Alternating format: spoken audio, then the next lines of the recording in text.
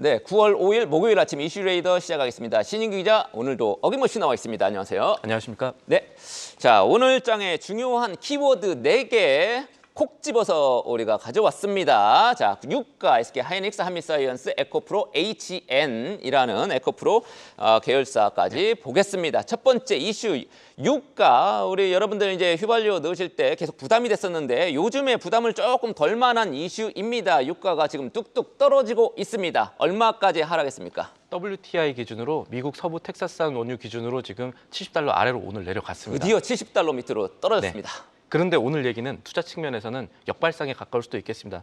말씀드린 숫자라는 건 지금 국제 유가가 9개월 만에 가장 낮은 수준으로 떨어졌다는 얘기인데요. 이런 상황에서 아마 이번 주 후반부터 본격적인 변수가 될 수 있는 내용들이 하나 나왔습니다. 산유국 연합인 오펙 플러스, 그러니까 기존의 산유국 연합인 오펙에다가 러시아 정도 더한 이 오펙 플러스에서 10월로 예정됐던 증산, 그러니까 원유 생산량을 늘리는 방안을 연기하기로 했다. 그러니까 공급 측면에선 예상된 것보다 조금 더 공급이 줄 수 있겠다라는 내용들이 지금 나왔습니다. 이게 어디서 나왔냐? 로이터에서 나왔습니다. 로이터는 오펙 관련 기사 하나에 3명이 붙어서 쓰거든요. 이게 기자 입장에서는 좀 부러운 일인데 유럽과 중동, 아프리카에서 EMEA 담당하는 알렉스 로러, 그리고 러시아 쪽 담당하는 올레스야 아스카토바, 그리고 마지막 중동 쪽 전담하고 있는 아흐마드 카다르, 이렇게 3분이서 쓰는데 이게 얘기들을 교차 검증을 해가지고 상당히 정확도가 높거든요. 그래서 우리 한국경제신문도 정확도 상당히 높습니다. 맞습니다. 그래서 예. 한국경제신문은 외국에서 그 코리아 이코노믹 데일리라고 인용하는 몇 안 되는 국내 신문이기도 하고요. 어쨌든 로이터의 그 원유 기사는 상당히 다른 타사 대비 정확도가 높다는 점도 살펴볼 부분이 되겠습니다. 네, 하여튼 그렇다는 거고요. 하여튼 그 정유주에 대한 관심 우리가 조금 가져야 될 것 같은데 투자자 입장에서는 어떻습니까? 지금 제가 좀 정확도가 높은 얘기가 나왔다라는 거는 경기 침체 우려가 가져왔던 이 유가 하락 추세 자체가 변곡점을 맞을지, 그렇다면 정유주 측면에서는 단기적인 투자 포인트에 진입했는지를 생각해 봐야 할 부분이라는 말씀이고요. 사실 이게 오펙이 바라는 부분일 수도 있겠지만 공급 측면에서 오펙 플러스의 증산 연기 가능성이 커졌다면 유가의 하락세가 단기적으로 멈출 가능성이 있다는 부분 생각해 봐야겠고요. 수요 측면에서 원래 유가를 움직였던 부분은 미국과 중국의 수요였습니다. 그런데 지금 네, 경기 침체 우려였죠. 미국의 제조업 PMI, 구매관리자 지수, 앞으로 경기 어떻게 보느냐가 좀 예상보다 나쁘게 나오면서 증시 그리고 유가까지 동반으로 떨어지는 현상이 나왔는데 시장에서 아직 반영이 제대로 되지 않은 부분이 있습니다. 중국 얘기입니다. 중국의 8월 차이신 PMI, 이 제조업 부분의 경기가 확장 국면으로 전환을 했습니다. 시장 예상치는 50이었는데 50이라는 건 이 기준선을 50이라는 기준선을 넘어서면 이제 경기 확장 국면이라는 건데 8월 데이터가 50.4로 나왔지 않습니까? 이런 부분들이 아직 제대로 반영이 시장에 안 됐다라고 보고 있고, 그래서 월가에서 혹은 UBS 같은 기관 투자가 같은 경우에서 브렌트유, 이 유가의 또 다른 벤치마크인 브렌트유가 수개월 안에 $80 선으로 회복될 수 있다. 라는 전망을 내놓은 것도 살펴볼 부분입니다. 그래서 오늘 아시아 쪽 상황 좀 살펴봐야겠지만 유가가 단기 저점을 찍은 후에 반등할 가능성도 투자 측면에선 살펴볼 부분입니다. 유가 상승기에는 정유주 투자 심리도 함께 커지기 때문입니다. 그렇군요. 중국 지표 50을 넘긴 했는데 이게 지속될지 여부도 우리가 지켜봐야 될 것 같고요. 증산 오페크 플러스, 이게 이제 한 18개 정도 되죠, 국가가. 네. 오페크 플러스의 이제 감산 축소가 되겠네요. 작년 11월부터 220만, 하루에 220만 배로 갑자기 줄였다가 이제 그거를 서서히 이제 그러니까 감산을 축소하면서 이제 증산이 되는 거죠. 네. 그거를 연기하는 공급을 조금 죄어서 유가를 끌어올려 보겠다는 게 오펙의 생각이고, 이게 지금 시장에 전달이 되고 있다, 이렇게 보시면 되겠습니다. 그렇군요. 그래서 시장에서 지금 유가가 이렇게 많이 떨어졌지만 시장에서는 유가 상승 가능성도 염두에 둬야 되겠다. 이 정도 떨어졌으면 오히려 역박할상 투자를 할 때도 되지 않았나라는 얘기들이 월가에서 나옵니다. 아, 그렇습니까? 예, 알겠습니다. 네. 자, 두 번째 이슈는 대만에서 현재 열리고 있는 세미콘 타이완이라고 있죠. 네. 예, 월백 바꿔주세요. 예, 한미사이언스 좀 이따 보겠습니다. 세미콘 타이완이라는 그런 어떤 반도체의 소부장이죠. 소재, 부품, 장비 전시회, 굉장히 큰 전시회라서 우리도 이제 기자들이 가 있습니다만, 네. 여기에서 지금 우리가 주목해 볼 만한 그런 몇 가지 이슈들이 나왔다면서요? 투자 심리 측면에서 AI 요새 안 좋죠. 엔비디아 어제 얼마나 많이 떨어졌습니까? 그런데 업계는 낙관론을 유지하고 있고 앞으로 더 잘 될 거다라고 보고, 그리고 기술도 거기에 맞춰 발전하고 있다는 얘기가 큽니다.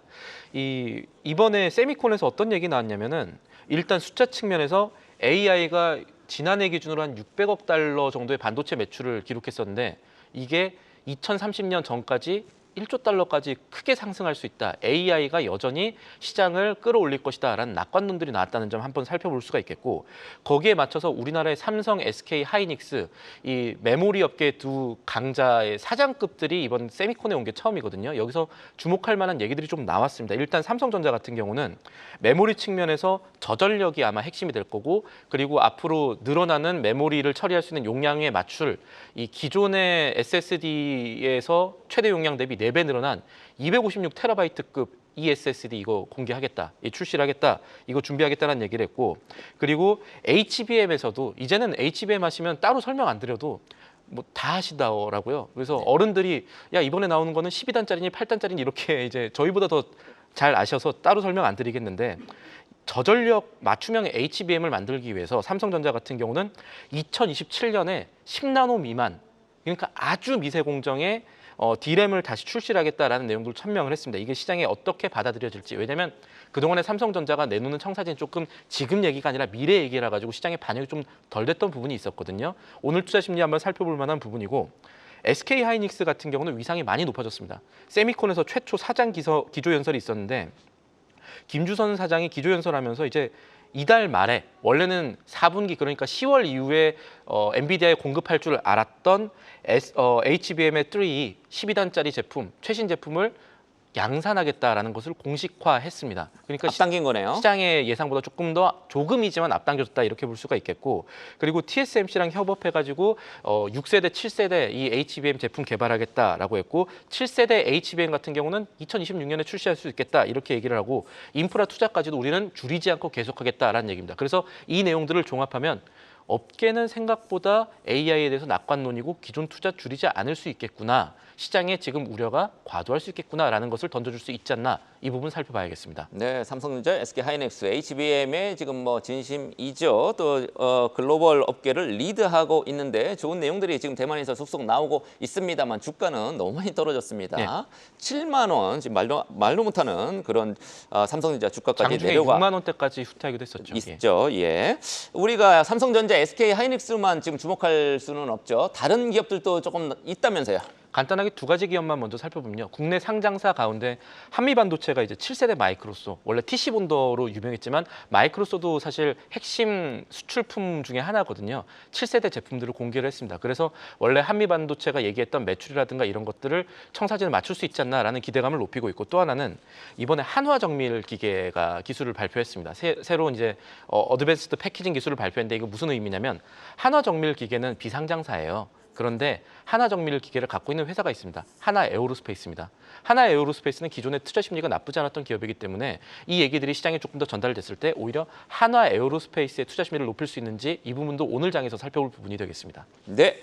다음 이슈는 한미사이언스입니다. 한미약품 그룹의 지주회사 한미사이언스 경영권 분쟁이 계속 지속돼 왔습니다. 이거 너무 오래 지금 계속되고 있는데 지금 한미사이언스의 대표가 이제 차남이죠. 그쪽 우리 고 임성기 회장의 그 차남의 대표 이사직을 해임하려고 했는데 그거 지금 어떻게 되고 있습니까? 자, 지금 쉽게 말하면 아까 말씀드렸던 대로 대주주연합과 장차남 이렇게 지금 구도가 나눠졌습니다. 대주주연합이라고 하면은 이제 송영숙 회장, 고 임성규 회장의 배우자 그리고 이 따님이었던 임주연 부회장 거기다가 신동국 한양정밀 회장이 이렇게 뭉친 구도인데 사실 대주주연합이 이 경영권 싸움에선 유리하게 됐고요. 그 임종윤 대표가 한미약품 주총 소집했던 것도 다 막아냈습니다. 그 다음은 이제 공이 대주주 연합으로 넘어가겠죠. 신동국 한미사이언스의 최대 주주가 된 이제 한양정밀 회장은요. 임종훈 대표 해임하려고 하는 것 같습니다. 전문 경영인 체제로 한미사이언스가 가야 된다라는 얘기를 했고 대립하니까 뭐 해임하고 싶겠죠. 맞습니다. 지금 그런 상황이 되면은 결국 이 뭐가 중요하게 되냐면은 단순하게 지분율을 높다고 해임할 수 있는 건 아니거든요. 이사회를 열어야 되고 정관도 좀 교체를 해야 됩니다. 그래서 엄밀하게 봐줘보면 정관의 개정안을 특별 결의를 해야 되는데 요거 하려면 출석 주주의 3분의 2가 찬성을 해야 됩니다. 근데 이 대주주연합이 갖고 있는 표가 3분의 2가 안 됩니다. 한 50% 정도. 45% 조금 넘는 수준입니다. 그래서 48% 우후지분 다 합치면 48% 정도 되나? 이 정도 지금 나오는 게 시장의 얘기들인데 그래서 절차상 이 대주주연합이 추진하는 임종훈 대표의 해임이 당장 이루어지기가 쉽지 않고 또 반대로 이 3분의 2만 막으면 되는 거잖아요. 임종훈 대표 입장에서는. 그래서 아마 임종훈 대표 측에서는 국민연금이라든지 소액주주 표심 잡기에 좀 더 나설 가능성이 있습니다. 우리가 하면은 추가적으로 배당 더 늘리고 이런 얘기들을 할 수가 있기 때문에 단기적으로 봤을 때는 이런 어떻게 보면 자금들이 나오는 게 한미사이언스 소액주주들한테는 나쁘지 않은 일일 테지만 저번에 말씀드렸던 것처럼 경영권 분쟁 너무 장기화되면 회사 실적 괜찮나 이것도 함께 걱정을 하셔야 되겠습니다. 네, 이미 장기화하고 있죠. 네. 자, 마지막 이제 우리 키워드 에코프로의 상장 회사가 막 여러 개 있습니다. 너무 많이 상장한 것 같기도 하고요. 하여튼 HN이라고 에코프로 N이라는 회사가 있는데 간밤에 시간의 거래에서 하한가를 기록했다고 합니다. 왜 그랬죠? 시간의 거래 하한가라는 건 10% 떨어졌다는 얘기인데 정확하게는 9.97% 떨어졌죠. 에코프로 H에는 이 에코프로 산하의 그 환경 장비 검사 처리 업체입니다. 그러니까 여러 가지 뭐 석유화학이라든지 반도체 디스플레이 나온 것들 이제 처리해주는 그런 업체인데 주주 배정 유상증자를 결정을 했습니다. 장마감 이후에. 삼자 배정도 살짝 기분이 안 좋은데 주주 배정은 주주한테 또 떠넘기는 거네요. 주주 배정 후 이제 필요하다고? 실권주인데 그래서 얼마 정도 하느냐? 한 주당 약 0.3주 정도 발행을 했습니다. 전체 시가 총액 대비 꽤 큰 그렇게 금액이고 많이요? 2천억 정도 지금 하고요. 예정 발행가가 35,300원인데 이거 종가 대비 할인율이 23%가 넘어갑니다. 30%까지는 원래 할인율을 할 수가 있거든요. 주주 배정 시. 그런데 뭐 할인율이 그래야 살 낮다는 테니까, 거를 주주들도. 좋게 말하면 싸게 살 수 있다고 하지만 뒤집어 말하면 그만큼 기존 주주들의 부담이 되는 것이고 또 하나 그렇게 싼 가격으로 발행이 되면은 당연히 현재 주주 가치가 희석이 될 겁니다. 그 걱정이 지금 더 많기 때문에 이게 시가총액 대비 유상증자 규모가 거의 30% 육박하거든요. 그렇기 때문에 지금 상황에서 지분 안 그래도 지금 에코프로 관련 투심이 그렇게 좋지 않은 상황에서 전략을 조금 아주 잘 쓴 건 아닌 것 같다. 회사에서 지분 가치 희석 우려가 더욱 커지면서 투자 심리가 위축됐고 아마 이 부분이 오늘 장에 반영될 가능성이 매우 높은 상황이다. 이렇게 생각하시면 되겠습니다. 예, 이동채 회장이 광복절 특사로 나오셨는데 나오자마자 이제 주주들에게 약간 실망시키는 그런 결정을 어쩔 수 없으니까 뭐 돈이 그렇겠죠. 필요하니까. 지금 돈 필요하니까 하는 일입니다. 사실. 근데 이 돈은 어디다 쓴답니까? 시설 투자에도 쓰고요. 이 최악의 경우가 채무 상환인데 채무 상환보다는 이제 시설 투자에 더 많이 쓰는 것으로 알려졌습니다. 공시는 그렇게 나왔습니다. 네, 그나마 다행이네요. 자, 지금까지 신윤기 기자와 함께한 이슈 레이더였습니다. 계속해서 다양한 경제 이슈를 알고 싶다면 구독과 좋아요, 알림 설정 부탁드립니다. AI 캐스터 권미정이었습니다.